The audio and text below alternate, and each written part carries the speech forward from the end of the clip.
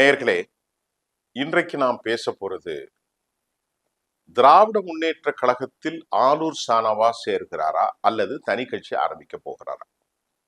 விடுதலை சிறுத்தை கட்சியிலிருந்து அவர் விலகி விட்டாரா? இந்த மாதிரி பல விடயங்கள் தற்போது போய்கொண்டிருக்கிறது. முக்கியமாக நாங்கள் பேச வேண்டுமென்றால், அவர் தனி கட்சி ஆரம்பித்து முஸ்லிம் கட்சியாக உருவெடுக்க போகிறார். அதனால் அவர் சாதிக்க போவது என்ன என்ற கேள்விகளை தமிழ்நாட்டில் பிரபல அரசியல் வார இதழ் செவ்வியை சுருக்கமாக அல்ல, பரந்தப்பட்ட நிலையில் வெளியிட்டிருக்கிறது. ஆலூர் ஷானவாஸ் ஏன் விடுதலை சிறுத்தை கட்சியை விட்டு அவர் விலகுகிறார்? அதற்கான காரணம் ஏதாவது உண்டா? வெளிப்படையாக ஒரு காரணமும் இல்லை. ஆனால் விடுதலை சிறுத்தைகள் கட்சியினுடைய தலைவர் அவருக்கு சீட்டு கொடுக்க மறுத்தார் என்ற குற்றச்சாட்டு வெளிப்படையாக இருக்கிறது. விடுதலை சிறுத்தைகள் தெளிவுபடுத்தியது, இது ஒரு ஒடுக்கப்பட்ட மக்களின் கட்சி. கோடானு கோடி பேர், லட்சோப லட்சம் பேர் இருக்கிறார்கள். அது ஒருவருக்கு மட்டும் நாம் கொடுக்க முடியாது. ஒரு இஸ்லாமியருக்கு கொடுக்க வேண்டும் என்றால் பன்ருட்டியில் அப்துல் ரஹ்மானுக்கு கொடுத்தவுடன் ஒரு வன்னியருக்கு, பாலாஜிக்கு நாங்கள் கொடுத்தோம். இந்த முறை அவருக்கும் கொடுக்கவில்லை. ஆக இப்படிப்பட்ட காரணங்களை அவர்கள் காட்டி எல்லோருக்குமான வாய்ப்பை கொடுக்கும் ஒரு கட்சி. நாங்களே போராடி 8 இடங்களை பெற்றோம். முதலில் 5 தான். அதுவும் அவமானப்படுத்தப்பட்டு, திமுகவால் சிறுமைப்படுத்தப்பட்டு பெற்றோம். ஆனால் ஆரம்பத்தில் இவர் ஒரு சிறிய வயதிலே அழகுபடுத்தப்பட்டார். அதெல்லாம் அவர் நினைத்துத்தான் பார்க்க வேண்டும். அப்படி ஒரு காலகட்டத்தில் அவருக்காக நாங்கள் கண்ணியப்படுத்தி, விடுதலை சிறுத்தைகள் முகமாக அறிமுகப்படுத்தி, ஊடக முகமாக அறிமுகப்படுத்தி அவரை பிரபலப்படுத்தினோம். இதற்கு காரணம், விடுதலை சிறுத்தைகள் உரம் விட்டு வளர்த்ததா என்ற கேள்விக்கு ஆம் என்றுதான் சொல்ல வேண்டும். இவர் வேறு எந்த இஸ்லாமிய அமைப்பிலோ மற்ற கட்சியில் இருந்தாலும் இந்த அளவிற்கு அவருக்கு ஒரு பெரிய ஒரு வெளிச்சம் கிடைத்திருக்காது. அதை விடுதலை சிறுத்தைகள் தலைவர் தான் கொடுத்தார். விடுதலை சிறுத்தைகள் தான் கொடுத்தது. அதில் எந்த மாற்று கருத்தும் இல்லை. ஆக அவருடைய வேர், அவருடைய வளர்ச்சி, அவருடைய ஆழமான அரசியல் பிம்பம், வடிவமைக்கப்பட்ட முறை சிறுத்தைகளில் இருந்துதான் அவர் தொடங்கியது. ஆனால் இன்றைக்கு உண்மையிலேயே அவர் கொள்கையின் பால், ஒடுக்கப்பட்ட மக்களின் பால், உண்மையின் பால், சகோதரத்தின் பால், ஏகத்துவத்தின் பால், நீதியின் பால், சத்தியத்தின் பால், எப்படி எடுத்தாலும் சிறுத்தைகளை விட்டு வெளியே வரலாம். ஆனால் இணக்கமில்லாத போக்கில் அவர் இப்போதும் தொடர்கிறார் என்று நாம் கேட்ட பல தலைவர்களும் நம்மிடத்திலே பகிர்ந்து கொள்கிறார்கள். ஒரு செய்தியாளர் தான், நமக்கு இங்கே யாருக்கும் ஆதரவும் இல்லை. நீங்கள் ஒருவேளை தனித்து ஒரு கட்சியை ஆரம்பிக்கலாம், அதில் தவறில்லை. ஏற்கனவே நிறைய கட்சிகள் இருக்கிறது. மனிதநேய மக்கள் கட்சி இருக்கிறது, தமிழ்நாடு முஸ்லிம் முன்னேற்ற கழகம் இருக்கிறது, IMU இருக்கிறது, பாப்புலர் ஃப்ரண்ட் ஆஃப் இந்தியா இருக்கிறது, அன்சாரியுடைய கட்சி மஜக என்ற ஒன்று இருக்கிறது. நிறைய இருக்கு, ஏராளமான கட்சிகள். அதில் ஒன்றாக இவர் ஆரம்பிக்கலாம் என்றால் அதனால் இவருக்கு கிடைக்கக்கூடிய லாபம் என்ன? அதன் மூலமாக இவர் எதை சாதிக்க போகிறார்? ஏற்கனவே இருந்த ஜவஹிருல்லா, காதர் மெய்தீன் சாஹிப், நெல்லை முபாரக், இவர்களெல்லாம் இருக்கிறார்கள். அன்சாரி போன்றவர்கள் எல்லாம். அன்சாரி களமாடியதை விட ஒன்றும் யாரும் சாதித்து விட முடியாது. அந்த அளவிற்கு அவர் களமாடி இருக்கிறார் கடந்த காலங்களில். அன்சாரியுடைய களமாடுதலை நீங்கள் பார்த்தால், கருணாஸையும் தனியரசு ஐயா அவர்களையும் வைத்துக்கொண்டு ஒரு திருப்பி சொல்ல போனால் சட்டமன்றத்தில் பெரும் தாக்கத்தை ஏற்படுத்தியார். அவர் அந்த அளவுக்கு ஒரு சிறப்பு செய்திருக்கிறார். அப்படி என்றால் இவர் தனித்து ஒரு கட்சியை ஆரம்பித்து சாதிக்க போவதென்ன? ஒருவேளை இப்படி இருக்கலாம், தனித்து ஆரம்பித்தால் நம்முடைய ஊடகங்களை வைத்து நாம் தொடர்ந்து MLA சீட்டிலோ MP-லோ நிற்கலாம், கூட்டணி அமைத்து கொள்ளலாம், தனித்து நமக்கான வலிமையை காட்டலாம், அப்படி நினைத்திருக்கலாம். அதில் ஒன்று தவறில்லை. அது அவருடைய நினைப்பாக இருக்கலாம். சிறுத்தைகளோ அல்லது மற்ற கட்சிகளோ சேர்ந்தால் அவர்கள் கொடுத்ததை மட்டும்தான் பெற முடியும்.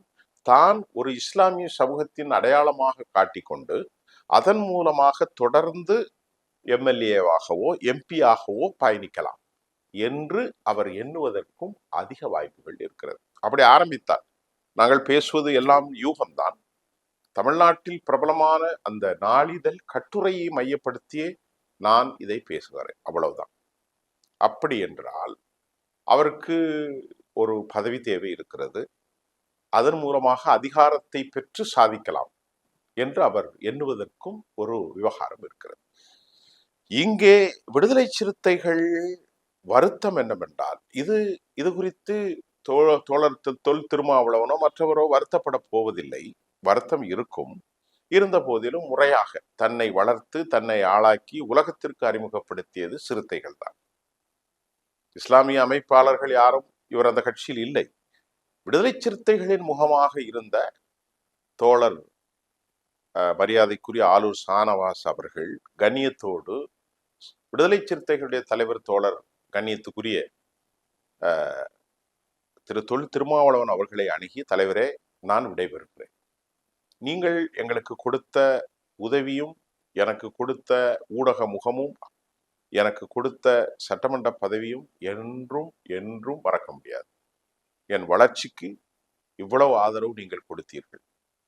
எப்போதும் நாம் தொடர்ந்து பயணிப்போம். நான் இப்பொழுது தடம் மாறவில்லை, இடம் மாறுகிறேன் என்று அவர் சொல்லியிருக்கலாம். அது நல்லா இருக்கும்ல. நான் தடம் மாறவில்லை, இடம் மாறுகிறேன், எனக்கென ஒரு புதிய சக்தியை நான் உருவாக்கப் போகிறேன் என்று அவர் சொல்லியிருக்கலாம். அவர் ஆரம்பிக்கவில்லை. மறுபடியும் சொல்லுகிறேன், இது என்னுடைய ஊடக ஒரு யூகமான கருத்து. பத்திரிகையில் வந்த செய்தியின் பின்னணியிலே பேசுகிறேன். ஆனால் அவர் அப்படி செய்யாமல் போனதுதான் விடுதலை சிறுத்தைகளுடைய தலைவர் தோழர் தொல் திருமாவளவன் அவர்களுக்கு வருத்தம் ஏற்படும் என்று நான் நம்புகிறேன். அடுத்து அவரோடு பயணித்த தோழர் வன்னி அவர்கள் சொன்னார்கள், அவர்களுக்கு கூட இவர் வாழ்த்து தெரிவிக்கவில்லை, தலைமைக்கு சென்றிருக்கலாம். பிரிவதை பற்றி பிரச்சனை அல்ல, அது ஒரு ஆரோக்கியமான பிரிவாக இருக்கும். இதிலே நாம் என்ன புரிந்து கொள்ள முடிகிறது என்றால், சிறுத்தைகளில் வளர்ந்து சிறுத்தைகளின் முகமாக அடையாளப்படுத்தப்பட்ட ஆலூர் ஷானவாஸ் அவர்கள் என்னதான் பேசினாலும் அவருக்கு அனுபவ குறைவு என்பதை நிரூபித்திருக்கிறார். நல்லா கவனிங்க. உங்களை விட அனுபவ குறைவாக இருந்த அண்ணாமலை 2 நாட்கள் 48 மணி நேரம் டெல்லியிலே தாமதித்து அவர் என்ன பேசினார் என்பதை நமக்கு தெரியாது. ரகசியமோ பின்புலமோ அதெல்லாம் எங்களுக்கு தெரியாது.